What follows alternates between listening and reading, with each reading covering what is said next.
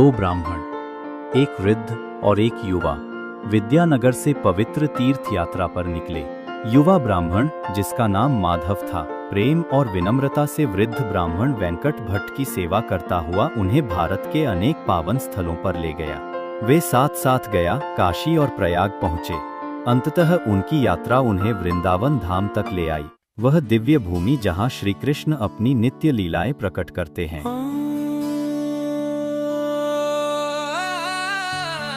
व्रजभूमि की पावन वायु और श्री कृष्ण लीला की स्मृतियों में दोनों ब्राह्मण भाव विह्वल हो उठे और उनके हृदय भक्ति और आनंद से पिघल गए। जय राधे जय कृष्ण जय वृंदावन, श्री गोविंद गोपीनाथा मदन मोहन, श्यामा कुंद राधा कुंद गिरि गोवर्धन, कलिंदी जमुना जया जय महावन, कैसी गाता बंसी बाता द्वादशकनं, जहाँ सबा लीला कोइलो श्री नंदनंदन।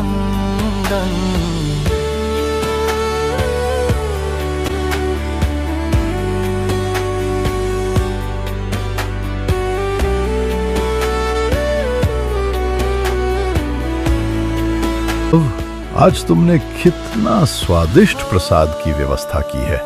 यदि आप प्रसन्न हैं तो निश्चय ही श्री कृष्ण भी प्रसन्न होंगे।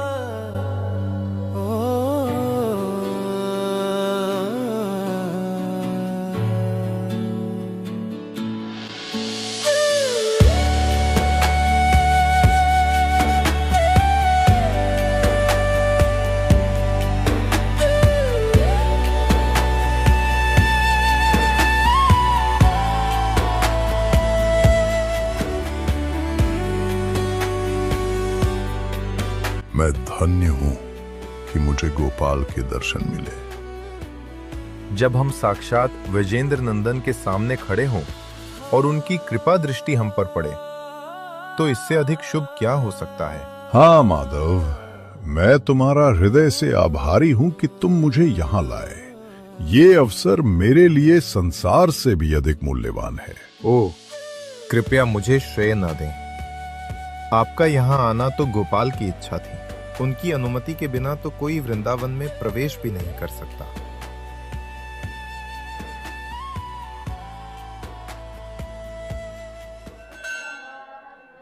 माधव, मैं तुम्हारी सेवा के लिए हमेशा आभारी हूँ। इतनी सेवा तो मेरे अपने बेटे ने भी कभी नहीं की।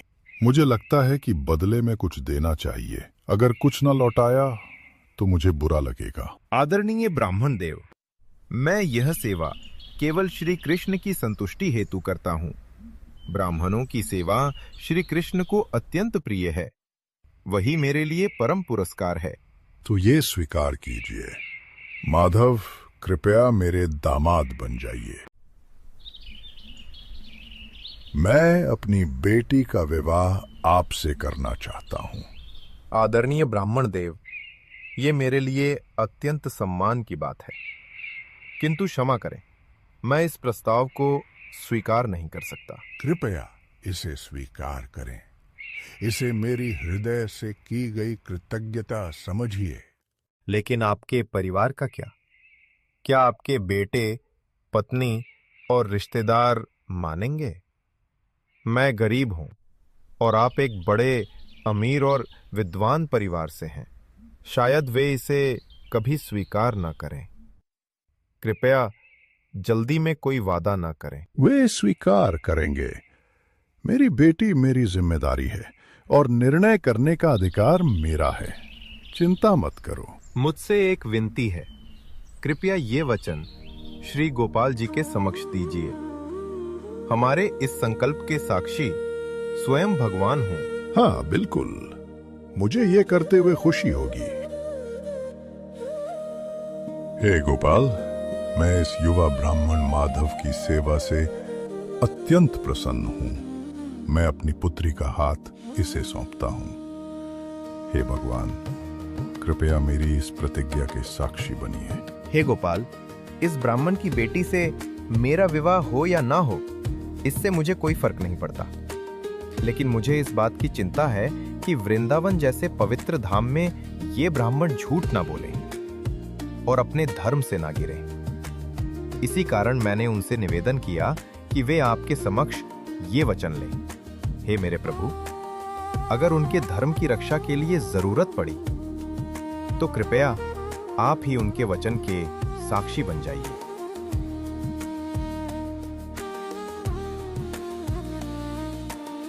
इन वार्तालापों के बाद दोनों ब्राह्मण अपने अपने घर विद्यानगर लौट गए।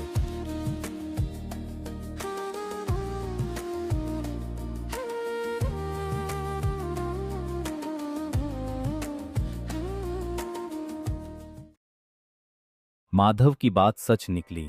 वेंकट भट्ट के परिवार वाले उनके वचन से सहमत नहीं थे। मैंने ये वचन भगवान गोपाल के सामने दिया था, इसलिए मुझे अपनी पुत्री उन्हें देना ही होगा।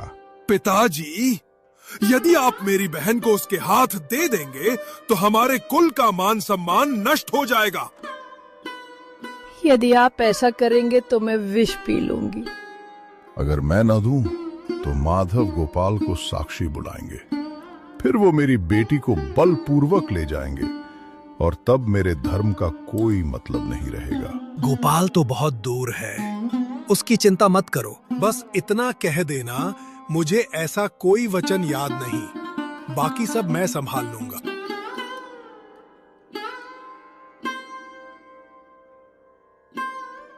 हे भगवान गोपाल, मैं आपके चरणों की शरण में आया हूं।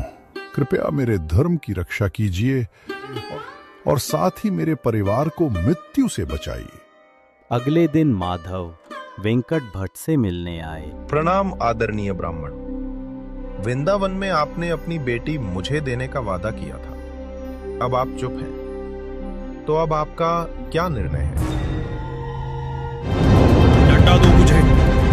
अरे नीच, तू मेरी बहन से विवाह चाहता है? पौना चांद पकड़ना चाहता है क्या?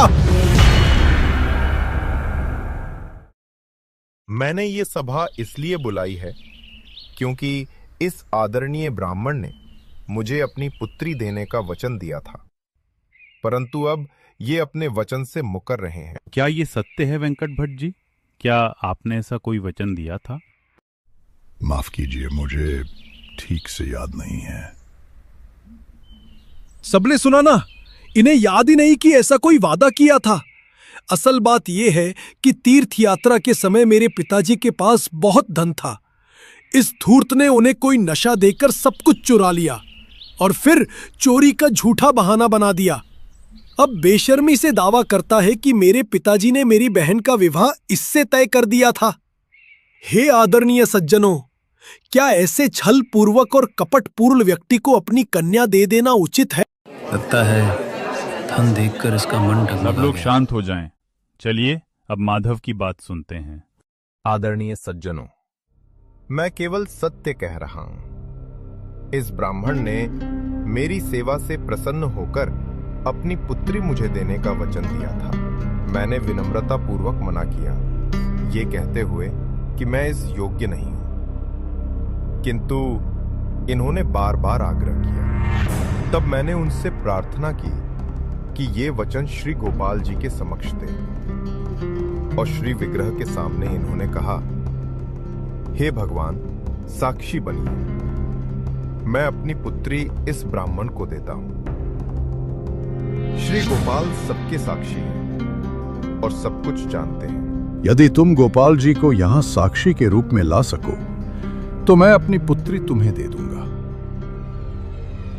मैं वृंदावन से स्वयं श्री गोपाल को साक्षी रूप में लाने के लिए तैयार हूं, पर सच्चाई से कहिए, क्या तब भी आपका परिवार उसे स्वीकार करेगा? ये माधव तो मूर्ख है, खुद ही अपने जाल में फंस गया। भला एक पत्थर की मूर्ति वृंदावन से चलकर यहां कैसे आ सकती है?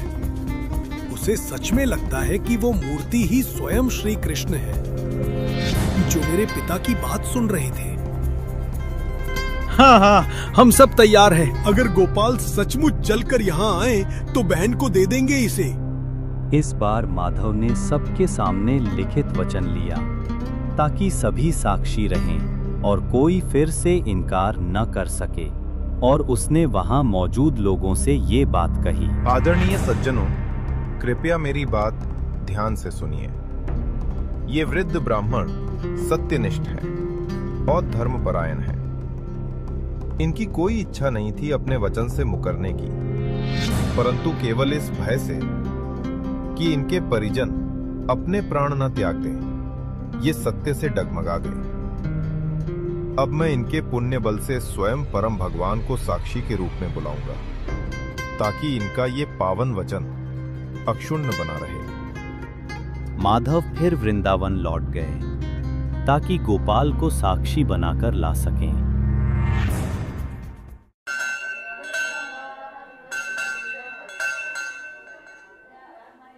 हे भगवान, कृपया मेरे साथ साक्षी रूप में चलिए, ताकि हम दोनों ब्राह्मणों के धर्म की रक्षा हो सके।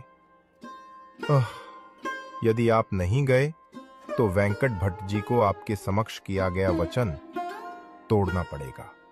हे सत्य के रक्षक, मैं अयोग्य हूं, फिर भी अपने भक्त के लिए मेरी ये प्रार्थना कृपया स्वीकार कीजिए। विग्रह रूप में आए हो प्रभु, सेवा प्रेम बस पाए हो प्रभु। विग्रह रूप में आए हो प्रभु, सेवा प्रेम बस पाए हो प्रभु। लोग कहे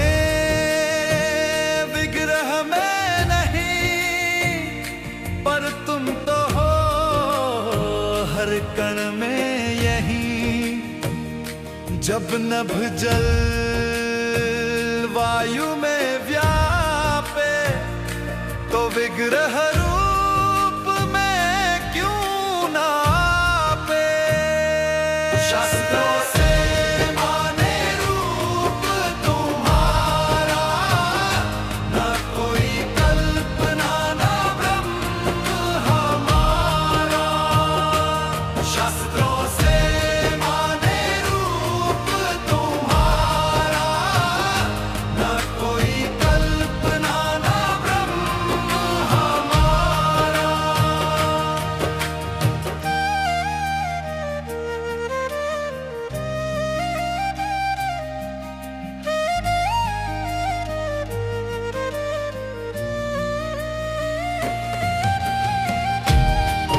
हे माधव, तुम्हारी सरल श्रद्धा से मैं अत्यंत प्रसन्न हूं, जो मुझे केवल पत्थर मानते हैं, मैं उनके लिए पत्थर ही बन जाता हूं। परंतु तुमने मुझे भगवान श्री कृष्ण के स्वरूप में देखा है, इसलिए मैं तुम्हारी श्रद्धा के अनुसार उसी स्वरूप में प्रकट हुआ हूं। हे भगवान गोपाल, आपने मेरी प्रार्थना सुन ली। मैं आपका अत्यंत आभारी हूं। माधव, अब तुम अपने घर जाओ और पुनः सभा बुलाओ। केवल मेरा स्मरण करना, मैं स्वयं प्रकट होकर साक्षी बनूंगा और तुम दोनों ब्राह्मणों के धर्म की रक्षा करूंगा। हे भगवान, यदि आप 4 भुजाओं वाले विष्णु रूप में भी प्रकट हों, तब भी वे विश्वास नहीं करेंगे। परंतु यदि आप गोपाल के रूप में जाकर अपने सुंदर मुख से स्वयं बोलेंगे, तब वे आपकी साक्षी को स्वीकार करेंगे। परंतु माधव, मैंने आज तक नहीं सुना कि कोई विग्रह एक स्थान से दूसरे स्थान तक चलता हो। हे गोपाल, जब आप मुझसे बोल सकते हैं तो मेरे साथ चल भी सकते हैं। आपके लिए कुछ भी असंभव नहीं है, क्योंकि आप स्वयं भगवान हैं। माधव, तुम्हारे प्रेम और श्रद्धा से तुमने एक बार फिर मुझे जीत लिया है। मैं तुम्हारे साथ विद्यानगर चलूंगा। हे गोपाल, बहुत बहुत धन्यवाद। पर मेरी एक शर्त है। जो कुछ भी आप कहेंगे प्रभु, मैं उसी का पालन करूंगा। पीछे मुड़कर तुम मुझे नहीं देखोगे। जैसे ही देखोगे मैं वहीं ठहर जाऊंगा। मैं तुम्हारे पीछे चल रहा हूं, ये पायल की आवाज से जान लेना। रोज 1 किलो चावल भेंट करो, मैं खाकर तुम्हारे पीछे चलता रहूंगा। जैसा आप कहेंगे हे गोपाल।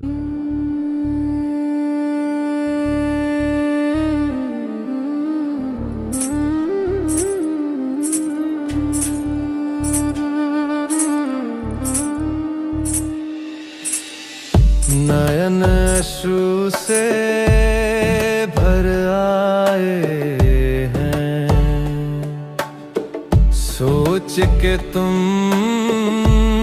संग आए हैं। कोई योग्यता नहीं है मेरी, तुम पत्थर नहीं भक्त प्रिय गिरिधारी।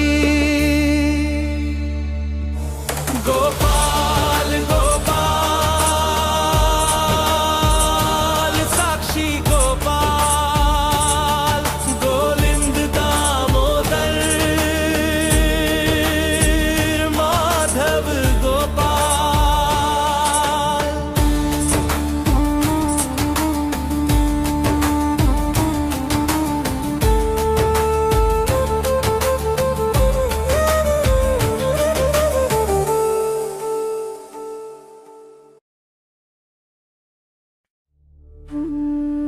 जैसे ही वे विद्यानगर के समीप पहुंचे, माधव को पायल की आवाज सुनाई देना बंद हो गया।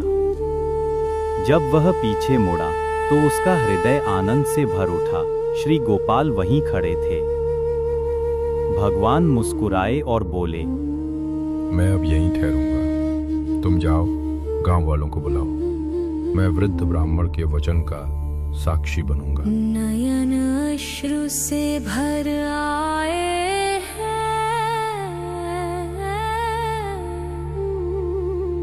सोच के तुम संग आए हैं।